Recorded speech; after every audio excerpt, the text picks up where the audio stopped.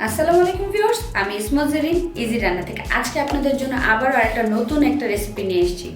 White sauce pizza. কিভাবে এই white sauce দিয়ে পিৎজাটা করা যায়, ব্রেড পিৎজা যেটা। তো চলুন দেখে নেই ব্রেড পিৎজাটা আমি কিভাবে তৈরি করছি। ব্রেড পিৎজার জন্য আমি এখানে দুই কালারের ক্যাপসিকাম নিয়ে এরকম করে স্লাইস করে নিয়েছি। এখন আমি ব্রেড পিৎজার জন্য হোয়াইট সসটা তৈরি করে নিব। ভিউয়ার্স, আমি হোয়াইট সসটা তৈরি করার জন্য এখানে আপনারা চাইলে বাটার ইউজ করতে পারেন, আমি ঘি ইউজ করলাম। 2 চা চামচ আমি ঘি এখানে দিয়ে দিলাম।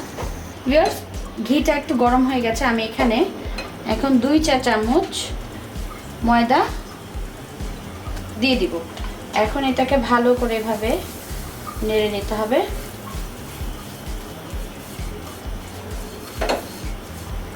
এভাবে এখন এটার মধ্যে আমি আস্তে আস্তে লিকুইড দুধ অ্যাড করব। এখন আমি এখানে একটু একটু করে দুধ অ্যাড করি।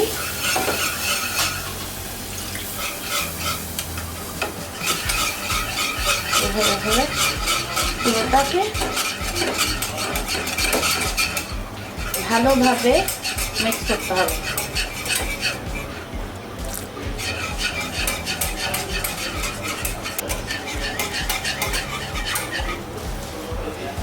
মিক্সড হয়ে গেছে।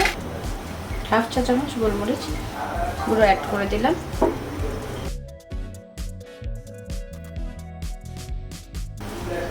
1 চা চামচ চিনি অ্যাড করলাম।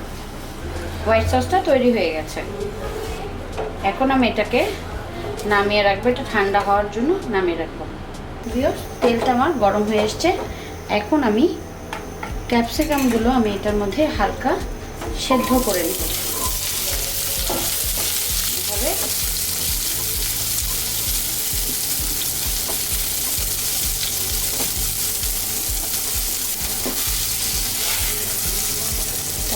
আমি নামিয়ে নিচ্ছি। ভিউয়ার্স, আমি এখন এই ব্রেড নিয়ে নিয়েছি, সসটা নিয়ে দিয়ে দিচ্ছি। চামচের সাহায্যে পুরোটাতে এরকম করে দিয়ে দিচ্ছি। পুরো ব্রেডটাতে আমি এরকম সস দিয়ে দিচ্ছি।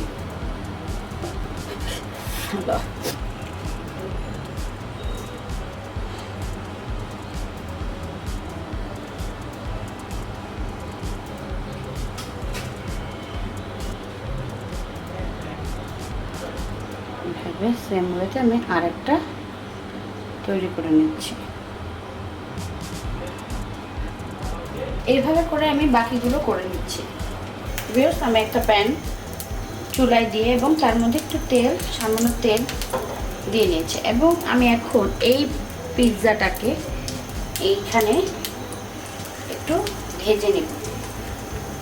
একটা পার্টই করতে হবে, এটা 2 পার্ট করা যাবে না। ওকে, এটা একটু শক্ত করে ভেজে নিতে হবে একটা পার্ট।